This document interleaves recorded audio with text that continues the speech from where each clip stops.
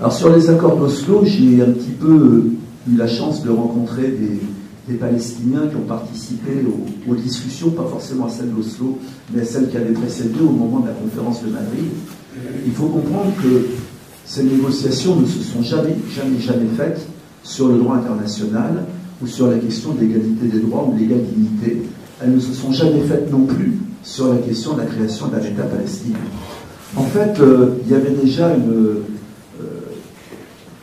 un malentendu sur la façon de discuter. Un négociateur palestinien me disait, nous, quand on discute comme des orientaux, on essaie d'établir un climat de confiance, et une fois qu'il y a le climat de confiance, là on signe. Avec les Israéliens, on n'y arrivait pas. Parce que, évidemment, signer, ça voulait dire pour eux accepter la création d'un État palestinien, et ça ne voulait pas. Donc en fait, quand on regarde les premières négociations, on arrive à des signatures communes sur l'ordre d'ouverture du checkpoint ou des choses comme ça, sur des détails, mais absolument jamais sur l'essentiel. Il y avait aussi du côté des Israéliens, ceux qui négociaient, c'est ceux qui vont après créer, qui vont faire entre guillemets gauche, tant qu'il y en a une, du Parti travailliste, donc le Meretz, et ce sont souvent la bourgeoisie ashkénaze, donc des juifs d'Europe centrale, et en gros leur discours c'était nous avons des droits indiscutables sur cette terre, mais nous voyons bien que vous les Palestiniens vous avez des problèmes, on va voir si on peut faire quelque chose pour vous. Donc ça n'a jamais été une négociation sur l'égale dignité ou sur l'égalité tout court. Et puis Arafat avait dans l'idée, et il a souvent répété, de signer la paix des braves et la paix contre les territoires. Alors que chez les Israéliens, c'était une obsession que les Palestiniens assurent notre sécurité. Donc en fait, quand on regarde ce qui va être signé au niveau de la création de l'autorité palestinienne et des accords d'Oslo, ce sont essentiellement des textes sur la sécurité de l'occupant, et absolument pas sur la sécurité ou sur les droits de l'occupé. Il y a encore une autre chose, c'est que déjà à l'époque, il y a 200 000 Israéliens qui vivent au-delà de la ligne verte, la frontière internationalement reconnue. Aujourd'hui, il y en a plus de 600 000. Mais donc, évidemment, créer un État palestinien sur la base des frontières de 67, ça voulait dire quelque part ou que ces Israéliens acceptaient de devenir citoyens palestiniens, ou qu'ils s'en iraient. De ça, il n'en a été absolument jamais question, à aucun moment des négociations. Et donc, en fait, ce qui vraiment est signé, et c'est à double tranchant, c'est la création de l'autorité palestinienne. Parce que cette autorité palestinienne, la première conséquence qu'elle a, c'est qu'elle fait disparaître l'OLP. En tout cas, elle la met en sommeil. L'OLP avait une légitimité qui était qu'elle représentait l'entièreté de la Palestine fragmentée. Elle représentait aussi bien les Palestiniens de Jérusalem-Est, les Palestiniens des territoires occupés, même un petit peu, parce qu'il y en a qui venaient des Palestiniens d'Israël. Elle représentait l'ensemble des Palestiniens des camps de réfugiés de Jordanie, du Liban ou de Syrie, et même la diaspora palestinienne jusqu'en Amérique latine et tout. Donc cette OLP, elle est complètement en sommeil, elle est remplacée par une autorité palestinienne qui, au mieux, représente la Cisjordanie et Gaza, puisque d'entrée, les Israéliens ont dit que Jérusalem, il était hors de question d'y toucher, qu'à la limite, quelques quartiers du Grand Jérusalem, comme Aboudis et tout, on les donnerait, mais que le reste resterait israélien.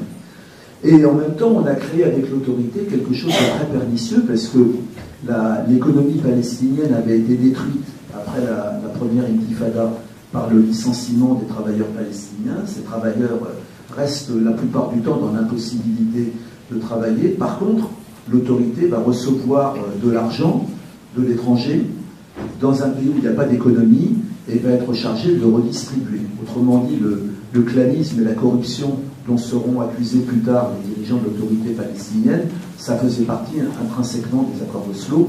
Je signale, puisque je rentre de Gaza, que le Hamas, dont le pouvoir quelque part à Gaza est aussi malgré lui issu des accords d'Oslo, se trouve dans ce même genre de contradiction.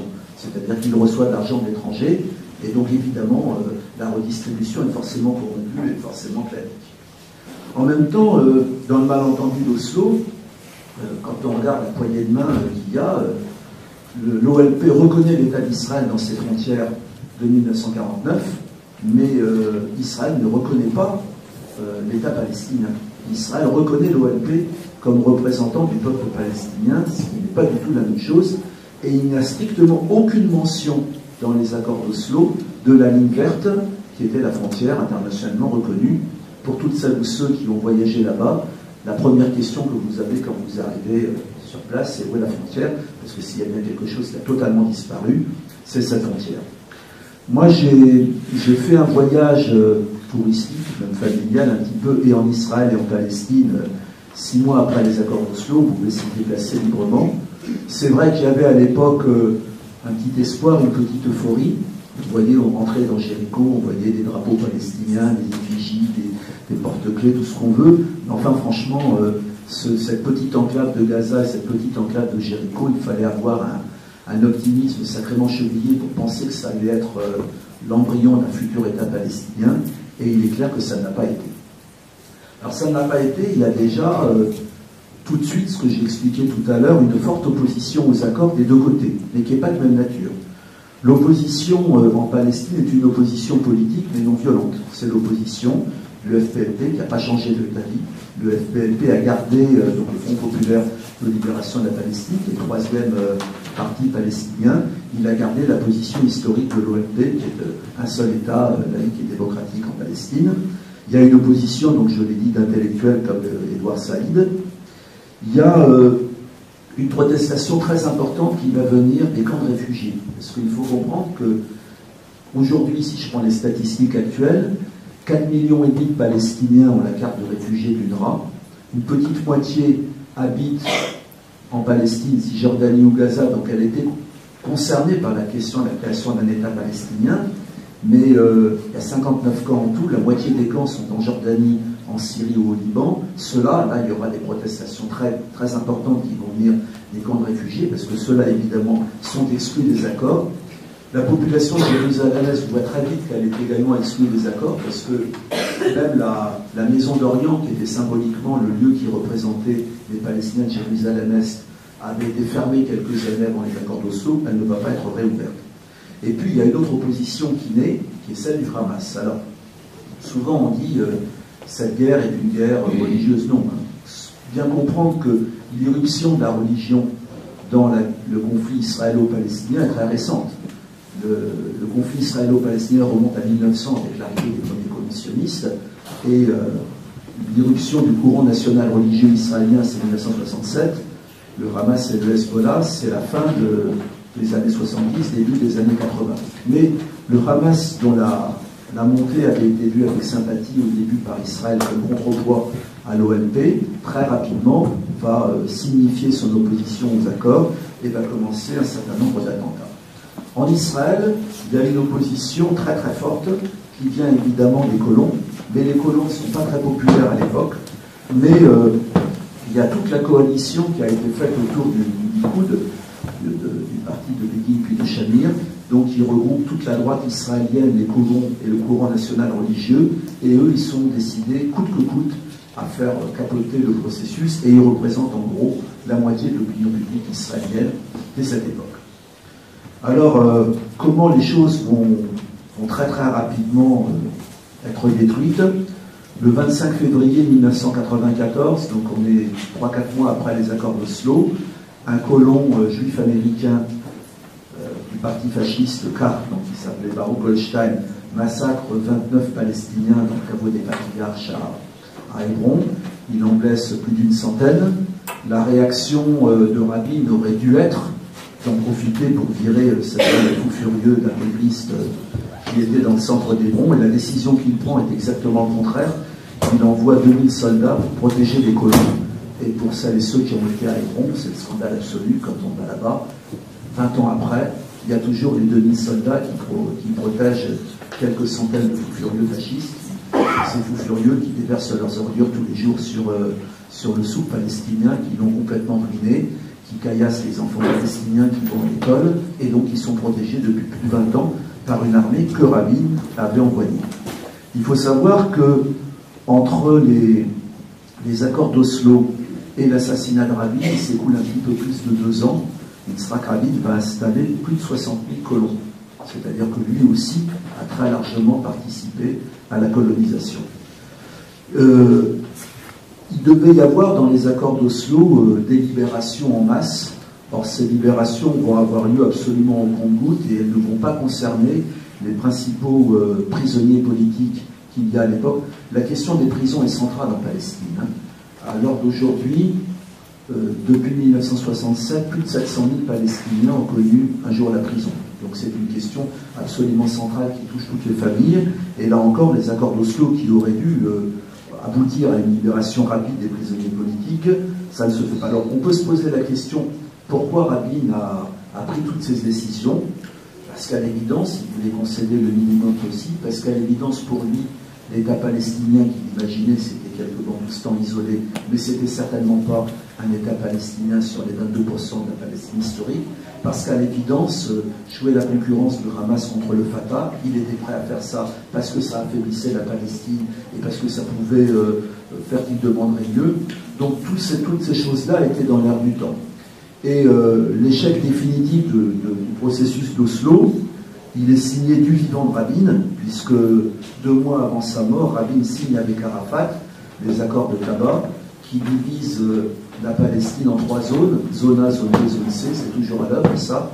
La zone C qui couvre la majeure partie du territoire de la Cisjordanie, mais des territoires souvent désertiques, mais en tout cas la vallée du Jourdain et tous les blocs de colonies, est virtuellement annexée, puisque dans les accords signés à cette époque-là, donc on est en 1995, c'est l'État d'Israël qui assure la totalité du gouvernement et de la sécurité dans la zone C. Donc de fait, dès 1995, cette zone-là est annexée. La zone A, c'est l'endroit où, selon ce que dira après Ariel Sharon, on ne peut pas aller parce qu'il y a trop d'Arabes. Donc c'est là où il y a toutes les concentrations urbaines des grandes villes palestiniennes. Là, on le laisse à l'autorité palestinienne.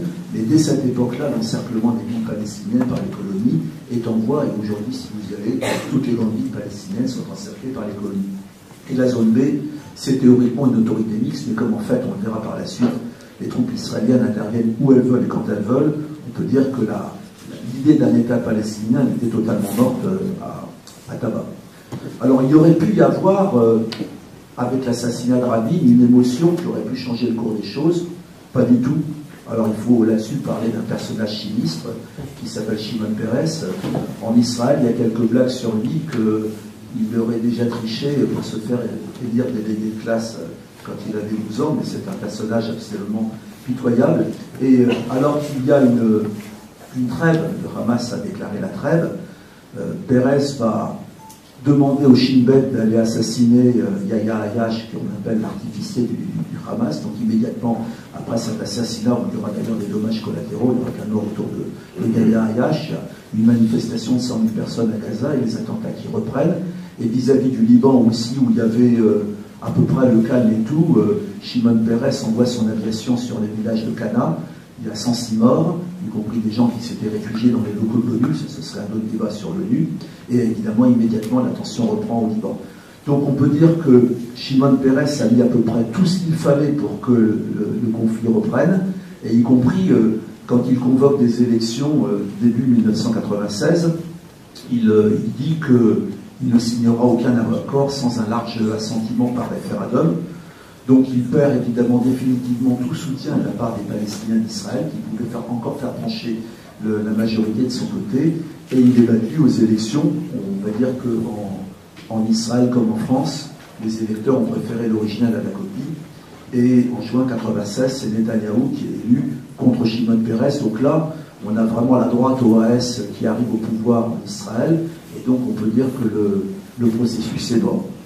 Le processus est mort, mais là, la communauté internationale porte une très large responsabilité, c'est-à-dire qu'elle va faire semblant, et elle fait semblant donc depuis 20 ans, de dire qu'il y a toujours un processus de paix, alors que toutes les négociations que les États-Unis notamment, mais l'Occident, l'ONU, le quartet, la feuille de route, Annapolis, et tous ces trucs-là, ça va être à chaque fois des exigences que les Palestiniens capitulent sur leurs revendications essentielles. En gros, le message, c'est si vous abandonnez, si vous laissez les blocs de colonies israéliens, si vous abandonnez vos revendications sur Jérusalem, si vous abandonnez le droit au retour des réfugiés, on peut signer. Donc soyez sérieux. Et il y aura donc une exigence de capitulation qui continue. Si vous écoutez le discours honteux que Hollande a fait dans son dernier voyage en Israël, c'est toujours la même chose, quoi. Si vous abandonnez le droit au retour des réfugiés, Jérusalem, il n'y a pas de raison qu'il n'y ait pas d'État palestinien, on peut tout faire. Il y aura un court entracte dans cette destruction de toute idée de processus de paix, avec un court retour des travaillistes au pouvoir, et c'est encore avec quelqu'un d'encore pire que Shimon Peres, c'est avec Ehud Barak. Et là, il faut lire carrément dans le texte Charles Anderlin. Charles Anderlin, dans Le Rêve brisé, qui raconte presque jour par jour les négociations de Tabac et Camp David, et donc où on voit bien que ce qui a été demandé à Arafat, c'est de capituler, et où, quand in fine Arafat dit qu'il ne va pas signer, il est quasiment pris au collet par Bill Clinton, qui lui dit « tu signes, sinon tu es un homme mort, puis nous te ferons porter la responsabilité d'échec ». Les deux se sont passés, il a été un homme mort et on lui a fait subir la responsabilité d'échec. Et Barak aura cette phrase qui a fait mouche dans l'opinion publique israélienne, « Nous n'avons pas de partenaire pour la paix ». Et donc toute l'opinion israélienne, on est évidemment aujourd'hui convaincu. La phrase exacte, c'est que si jamais nous avons un partenaire pour la paix, nous le tuerons pour ne pas en avoir. Ce serait plutôt ça qu'il faudrait dire. En tout cas, donc, on peut dire qu'après l'échec de 2002, de 2001, il y a eu la provocation sur l'esplanade des mosquées d'Ariel Sharon, provocation très calculée, provocation qui était véritablement un outil pour venir au pouvoir, que Ariel Sharon, dans la campagne électorale qui va l'amener au gouvernement, il a comme mot d'ordre « Nous allons terminer la guerre de 48 ». Il explique bien que les tanks israéliens et la dernière charrue israélienne iront jusqu'au dernier endroit où il y a trop d'Arabes, on ne peut plus y aller. Donc la situation actuelle de bantoustalisation de la Palestine, elle est totalement préméditée et exécutée par Ariel Sharon dès son arrivée au pouvoir. Il y a des choses totalement honteuses dans la presse aujourd'hui de qualifier cet homme qui est un grand criminel de guerre, d'homme de paix, sur son retrait de Gaza. Là, je vais reprendre un peu les paroles de Michel Barchevsky, que vous connaissez bien à Strasbourg, et qui a préfacé mon livre. Michel disait que c'était quand même un type génial, Sharon, que c'est à la différence d'autres qui étaient des soudards, lui c'était un soudard, mais c'était aussi quelqu'un qui a pensé, et il a véritablement pensé, réalisé et exécuté la destruction de la Palestine, le trait de génie étant l'évacuation de Gaza. C'est-à-dire que Sharon avait à l'époque comme idée que si on maintient Gaza, dans quelques mois, les Palestiniens allaient être majoritaires entre Méditerranée et Jourdain. Si on sortait Gaza de la Palestine, alors les Juifs israéliens seront majoritaires pour encore assez longtemps. Et donc ce retrait de Gaza, d'abord il a provoqué, il est directement responsable de la désunion palestinienne, et finalement du fait que cette Palestine n'a pas d'État, mais a deux gouvernements nouveaux. Mais en même temps, c'était bien dans l'idée que démographiquement, on isolait les parties les unes des autres, on fragmentait la Palestine au maximum, Gaza étant un élément fondamental de cette fragmentation, et ça a évité aux Israéliens de se retrouver minoritaires. Alors, où on en est aujourd'hui, il y a d'ailleurs qu'à Gaza, la situation mauvaise du Hamas, j'étais à Gaza, il y a une très très grande impopularité des deux gouvernements. La population de Gaza dit c'est une honte, ils pensent qu'à leurs propres intérêts, cette désunion est une victoire de l'occupant et elle est insupportable. Et la désunion et le fait que le Hamas soit confronté à Gaza aux mêmes contradictions que l'autorité palestinienne à Ramallah, c'est-à-dire finalement d'assumer une situation qui est inassumable, qui est une situation de société détruite, c'est une conséquence aussi directe des accords de Sceaux. Alors pour conclure, j'ai volontairement pris l'aspect historique. Je ne peux pas prévoir l'avenir, mais ce que je peux dire, c'est qu'on est de toute façon rentré dans une période qui n'a plus rien à voir avec le compromis qui avait été imaginé dans Oslo. C'est-à-dire l'idée d'un État palestinien sur 22% de la Palestine historique, elle a été détruite, et elle a été détruite par les dirigeants sionistes, volontairement. C'est-à-dire qu'eux-mêmes se sont mis dans une situation de détruire leur projet historique, qui était un État juif ethniquement pur. Et je reprendrai des paroles d'un anticolonialiste israélien que vous devez bien connaître, qui est Eyal Sival, le cinéaste, et qui disait « On est entré de fait dans une lutte pour l'égalité des droits et contre l'apartheid sur un territoire unique qui va de la Méditerranée au Jourdain. » Le projet historique du sionisme, qui est le transfert, je ne le crois plus possible, parce que expulser 6 millions de personnes, je ne le vois pas. Les Palestiniens ne partiront pas, ils partiront en tout petit nombre, mais ils ont appris de ce qui est arrivé à leurs parents, leurs grands-parents, à ne pas partir même sous les gravats. À Gaza, ils ont reconstruit sur les gravats, mais très peu sont partis. Donc on se trouve dans une situation d'impasse, c'est l'impasse complète pour les Palestiniens. Il n'y a aucun projet politique, ni celui du Fatah, ni celui du Hamas, qui sont réalistes. Bon, celui d'un État unique, on pourrait peut-être le souhaiter, mais on voit bien qu'actuellement, dans l'état de la société israélienne, c'est de l'utopie, mais en même temps, le projet sioniste est devenu totalement utopique. C'est-à-dire qu'ils ne pourront pas réaliser l'État juif ethniquement pur, ils sont rentrés à l'insu de leur plein gré dans une logique d'apartheid. Alors, dans quelle situation on est? Il y a eu en 2005 l'appel de 172 associations de la société civile palestinienne. Donc cet appel, il est sur 3 revendications qui sont l'égalité des droits pour les Palestiniens d'Israël, le refus de l'occupation, de la colonisation, la libération des prisonniers et le démantèlement des murs, et le 3e point, c'est le droit au retour des réfugiés. C'est sur cette base-là qu'a été lancé l'appel international au boycott des investissements sanctions. Il y a eu en novembre 2011 un acte symbolique très important, c'est que le tribunal Russell pour la Palestine, fondé en partie à l'initiative de Stéphane Hessel, mais pas que lui, a estimé a jugé donc avec très longue délibération et de très nombreux arguments que l'État d'Israël était coupable du crime d'apartheid. Donc voilà, je dirais, on n'est plus du tout dans la période d'Oslo, faites totalement une croix sur l'idée que ce compromis à l'époque pouvait avoir un sens. On est rentré dans une lutte anti-apartheid sur un espace